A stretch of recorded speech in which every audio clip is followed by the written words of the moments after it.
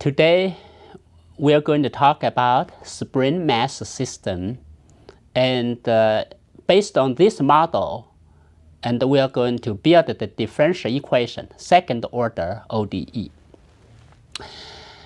Well, this module contains a lot of content in differential equation, but this is not a typical differential equation class.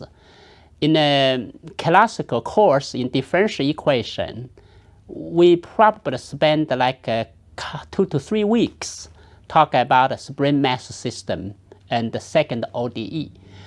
But in my module, I only spent about 2 lessons about it. So how do you bypass all the demanding techniques? Well, I'm going to show you how to use the maple and the stellar to do the technique job. And you focus on the connection, the idea about the spring mass system.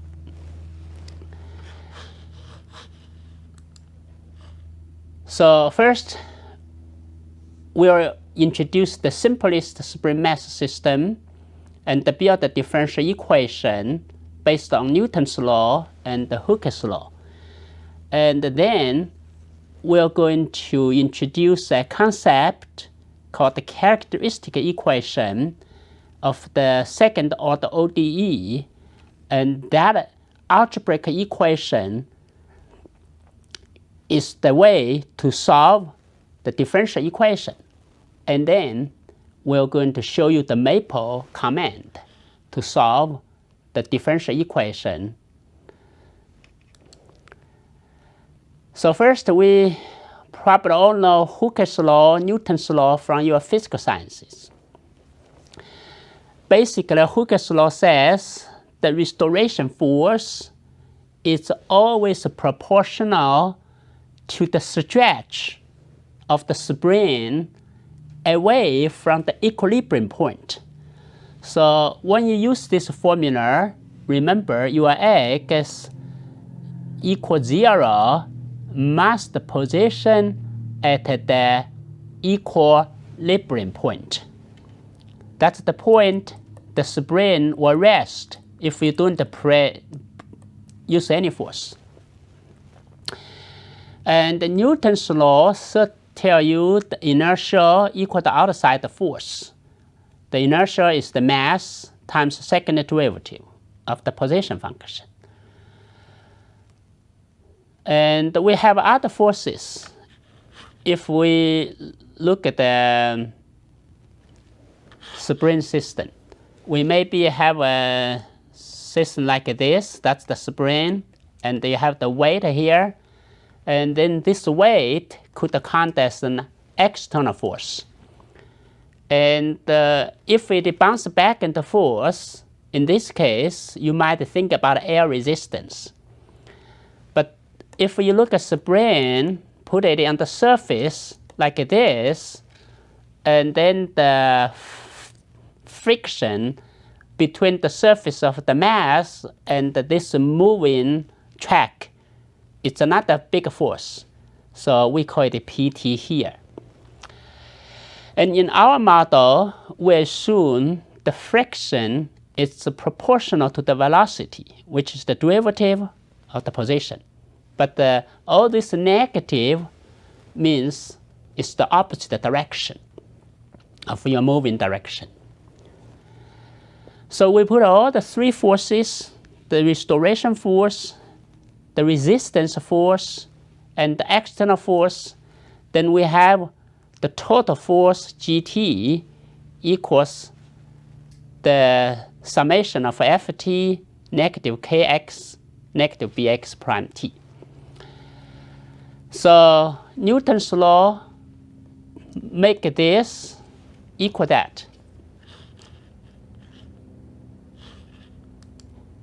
So what we have is by Newton's law, the second derivative you can do this way, or you can write it down this way. It's the same thing. Let me just see. Okay. keep in mind that I sometimes write it down this way to emphasize your variables t, but sometimes I just write double prime. And equals the gt, which are the three forces, the restoration force, the friction, sometimes we call it a damping force, and the external force. So if I move the BV here and this here, I get this equation. So if you remember how do we classify the differential equation, you can remember this is an ODE. The highest derivative is second order, then you call it second order. And they're all first degree, then you call it linear. So the equation you get is called second order linear ODE. But we can add another adjective with constant coefficients, because every coefficient here, M, B, and K, are constants. So what we are dealing with here, the title is an initial value problem, because we know the initial position and the velocity of second order ODE with constant coefficient.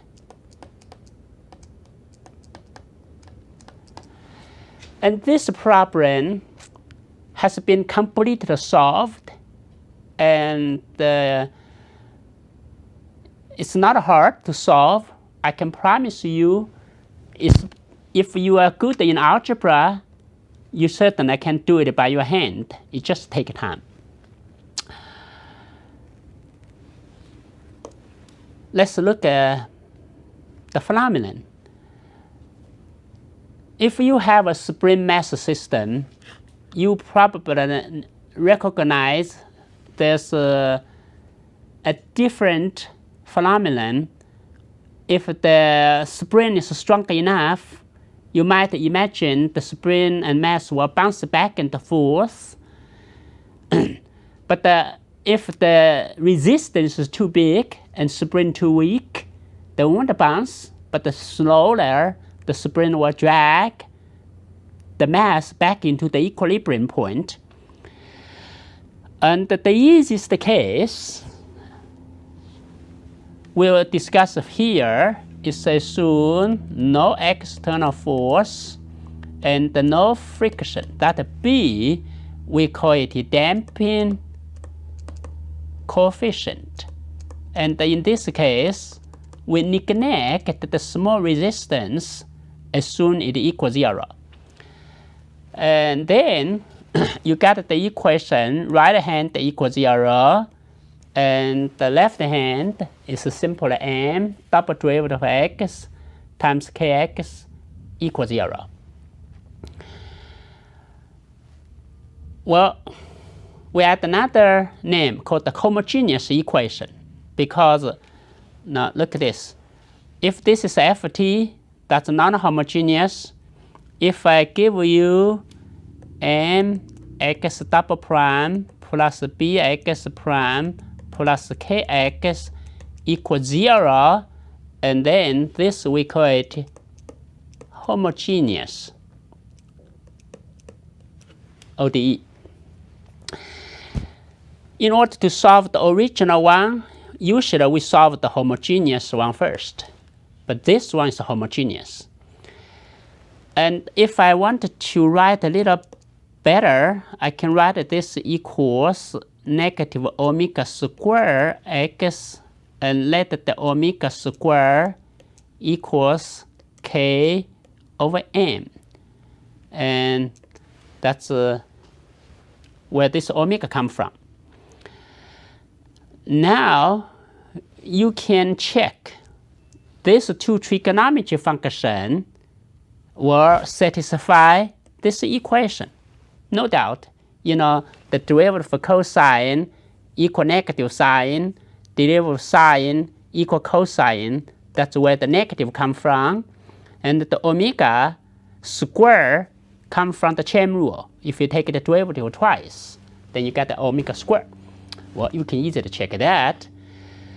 So, no surprise, you get the two solutions, the both trigonometry function. If you add, it's still trigonometry function.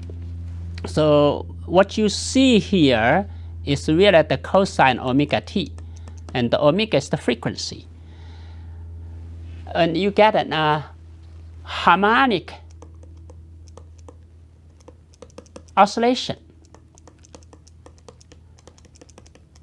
Well, this is the ideal case. That's our baseline for our spring math system. In high school, maybe middle school, if you want to teach physical science, that's what you learn probably. The only question is, it's unrealistic because it's almost impossible to make the b equal 0.